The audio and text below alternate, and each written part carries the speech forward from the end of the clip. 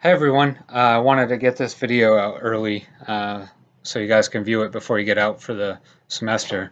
Um, this case study had a lot of information that we didn't need. It also had a lot of information that we needed to determine if this was legal.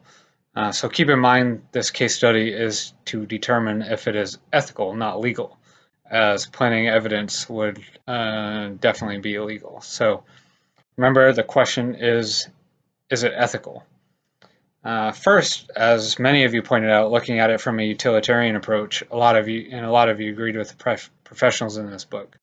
It would be ethical because we're trying to stop a terrorist from conducting more attacks, as it is for the greater amount of happiness.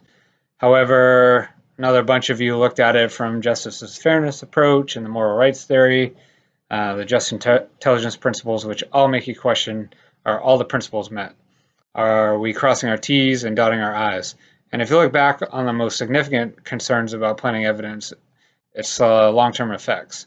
Even in the utilitarian theory, we need to determine what are the long-term effects if we did say it was ethical, and we went through with planting the evidence from a utilitarian perspective. But it's found out that we did it and the case gets thrown out.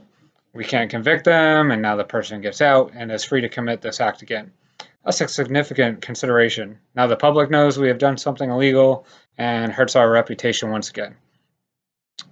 We always have to look at the impact of our decision making and how it's going to impact the community.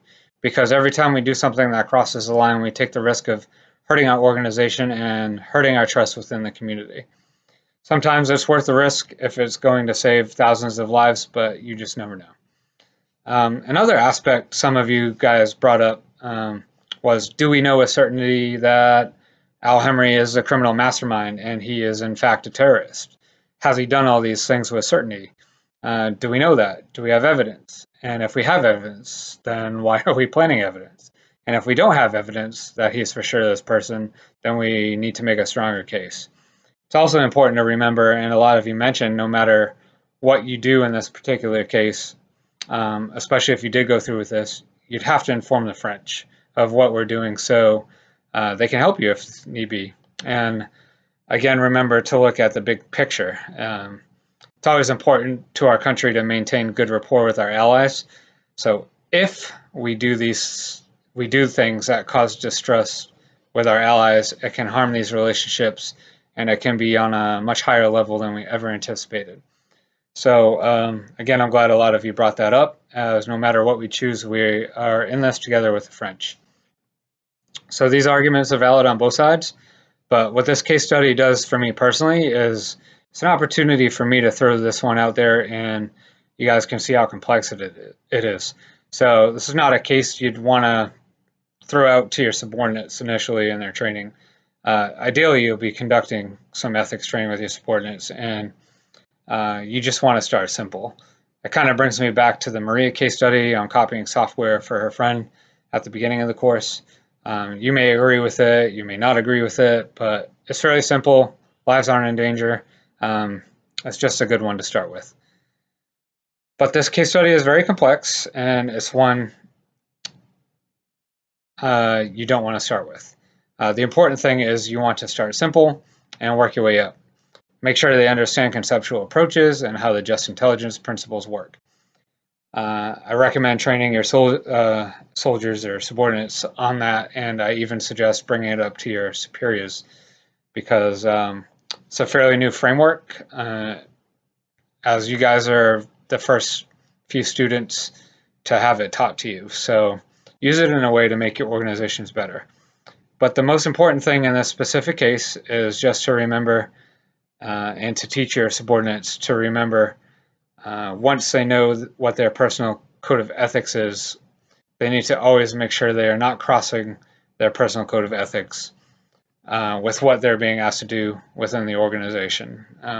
Ideally, if you notice that you're being asked to do something unethical, like plant evidence, that something that contradicts your personal code of ethics, then you need to figure out what you can do to minimize that harm to yourself. By one, it might be to argue against planting the evidence. Always offer alternative solutions. There are almost always alternative solutions. And two, also bring it up to your superiors that you don't feel right about it. And if they say, shut up and execute or do it anyway, there's always the Office of Professional Responsibility for the FBI, and all other agencies have ethics committees and places you can go to report a potential ethics violation